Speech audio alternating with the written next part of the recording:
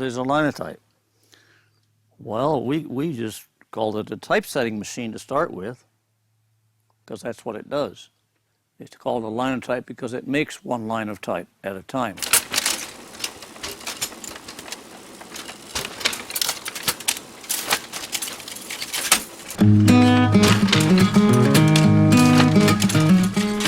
Try to harken it back to those Rube Goldberg contraptions.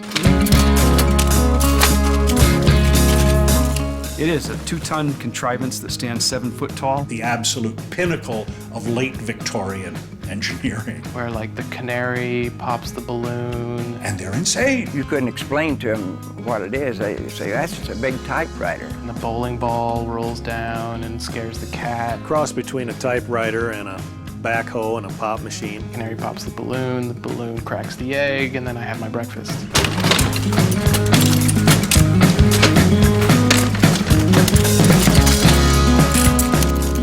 It's terribly complicated. It was invented by a German watchmaker. It has cams and levers. There's just a lot going on. There's belts and pulleys and everything's flying around in circles. It's things that would totally baffle most modern-day mechanics. And yet, strangely enough, it works. It requires you to know the machine, and you understand its limitations, and you understand that it can kill you. That burned me pretty good, yeah? It is very intimidating. I do sort of live in fear of it because it can be kind of rattle-trap at times. It gets to be your friend or your enemy, depending upon how it's working. It's a fascinating machine, A, and B, it's a complete career dead end. I tell people that once you get ink and type metal in your blood, it never comes out. It's like a love affair. It's one of the most complicated machines I've ever seen, and it's one of the most fun things I've ever been around.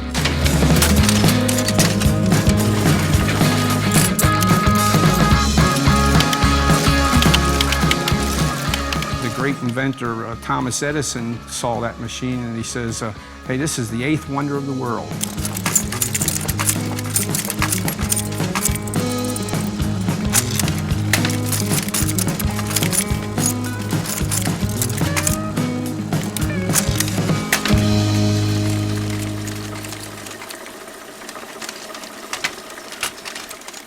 A linotype is a great means of speeding up the production of typesetting. Instead of the old cumbersome method of setting type by hand where you're using one hand to pick out a piece of type at a time and put it into a composing stick, you're instead able to sit at a keyboard, type as fast as you can and as fast as the machine will let you go, and compose type that can then be printed from.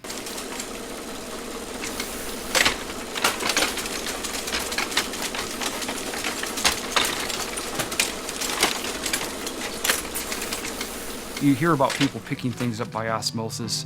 I kind of think that's true because this is a case where I watched and observed, and a lot of what I learned about the linotype I learned from my dad. Oh yes, I taught him.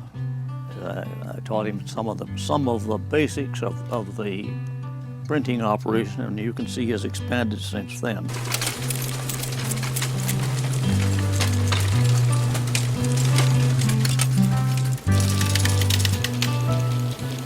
I tend to set maybe a few more mistakes than my dad would, but he has always been willing to proofread for me and correct those mistakes. I can spot a mistake a mile away.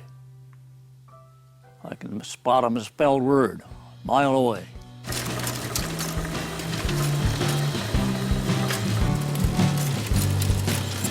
It takes a special breed of person to run it. Yeah, I think that I'm that person, just crazy enough to think it's fun and just smart enough to keep it operating.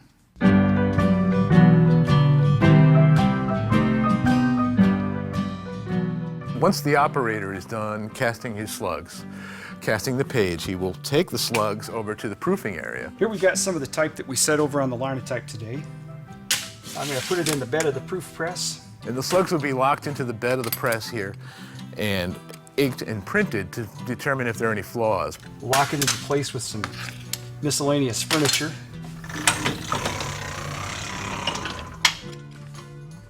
Hopefully it's a clean proof, so I don't have to go back and reset anything. Any mistakes, any errors would go back to the composer, he'd recast that slug, come back to the proofer, and so on until it was signed off on and ready to go on the press. And when it went to press, it went on to press something like over here. Later on, they learned that if you have multiple editions or multiple presses in major urban centers like New York City or Boston or Chicago, it's kind of a pain to proof multiple lockups of type when you're running 4 presses, 6 presses, 8 presses at a time. So they would make a cast of an entire form and put the identical cast on all of their presses, so that way they could meet the circulation demand. And that's how they printed newspapers in volume in the day.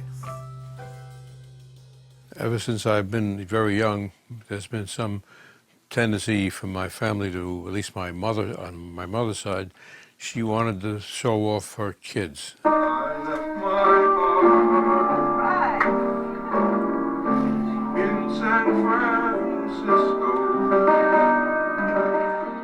My brother and myself, and we liked to sing and dance around the house, and so we wound up being singers and dancers.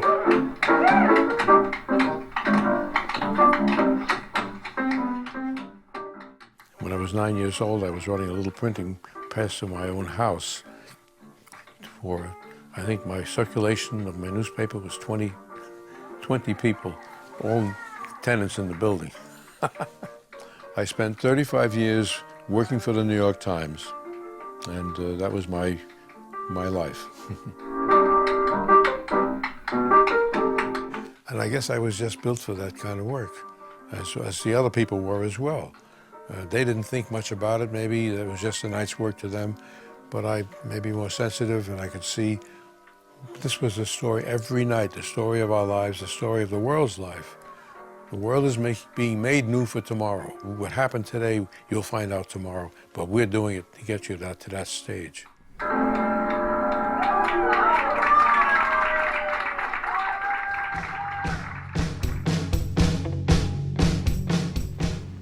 By means of printing, the fund of knowledge accumulated through the ages is available to everyone, rich and poor alike.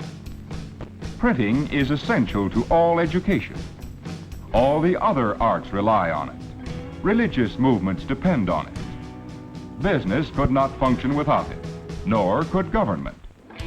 The only thing available in people in the 1400s, anywhere, was handwritten manuscripts. Books are falling apart as fast as people were reading them, so the scribe was just recreating the book because they were disintegrating. Monks in an abbey writing a Bible for months and months and months for one Bible. And once you wrote a handwritten Bible, which took you 1 or 2 years to produce 1 or 2 Bibles, that's all. You know, you had produced a work of art, but you hadn't produced anything for mass culture or for mass education. A lot of people think that Johannes Gutenberg invented printing, and technically that's not true. People printed for centuries before Gutenberg came along, but they just never very good at it. What Gutenberg did was invent the way to do it, which was the most efficient way.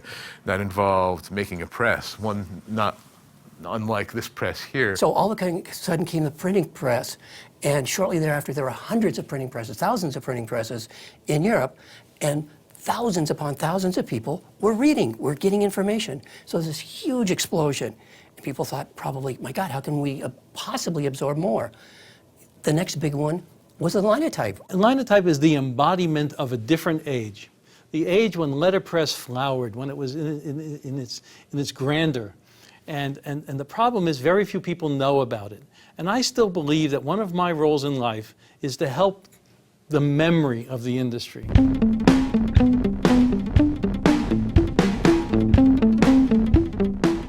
You had to have the linotype machine because you had an army of people setting type by hand. Typesetting used to be done this way by everybody. One line of type at a time, one letter at a time. It was slow, it was cumbersome. You have a case in front of you, you take one letter at a time. So the first thing is you've got to find the letter and select it.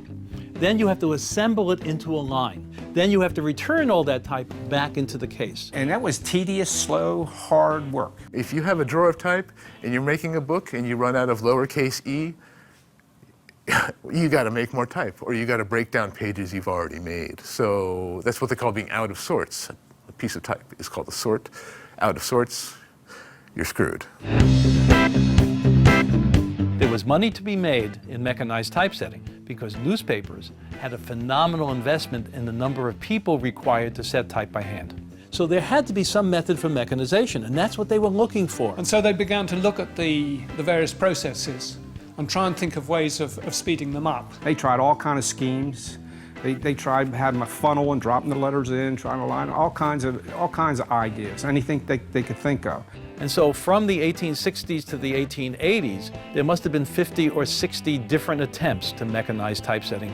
I'm standing in front of the page compositor, a machine that had a very big role in Mark Twain's life. The most famous investor was the American novelist Mark Twain, who invested most of his fortune in the page compositor, which did not work and forced him to go bankrupt.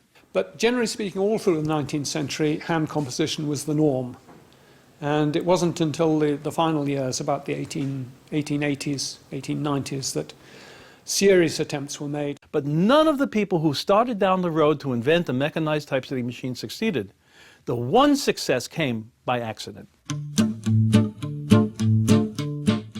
It all starts because a stenographer wants to transcribe his notes faster.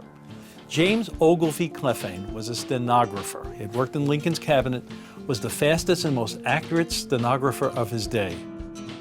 He's so famous because of the fact that he could get his notes done fast and get them to all the lawyers and to the judge. And the way he did that was to use something called a lithostone, a polished stone using lithography, where the image is backwards, and then you could reproduce as many copies as you wanted. And he saw one brilliant way of using the typewriter. Why don't I take the paper, after I type on it, the ink is still wet, I'll turn it over and I'll rub the ink onto the lithostone. So now it's backwards. What a phenomenal idea. The problem is the ink dries at different levels on the paper. So he has the idea, but the typewriter is not going to do it for him. So he finds an engineer named Charles T. Moore. Moore comes up with an idea for a device with a cylinder, a typewriter keyboard, with a ribbon, and instead of doing a page, it does a line. You cut it apart, and then you rub the ink down onto the lithostone. This machine is not quite doing what Clephane wants, so they go to a machine shop called Holland Company, and there they meet a German immigrant, a new American, named Ottmar Mergenthaler.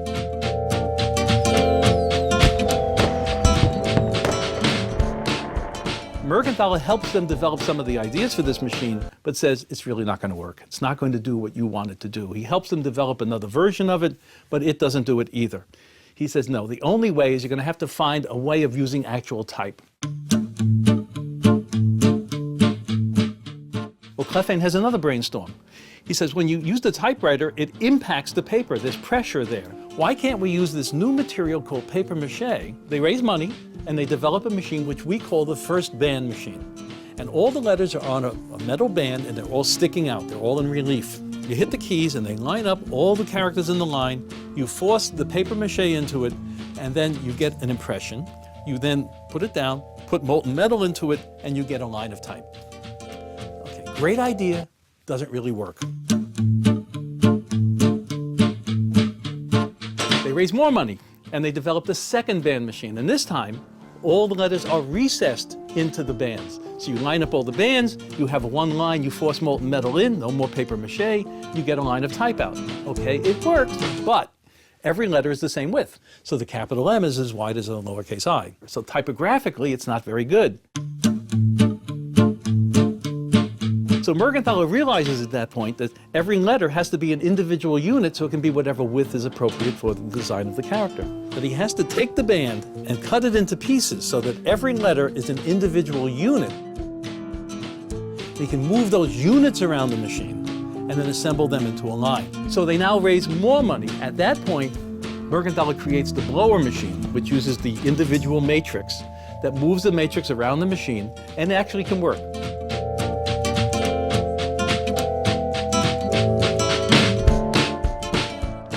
The linotype machine changed the world, and it all started because a stenographer wanted to transcribe his notes. It was, in fact, a modern feat of engineering. Hard metal molds for letters of the alphabet, called matrices, could now be brought into contact with molten type metal. The result? A metal bar of type, a linotype.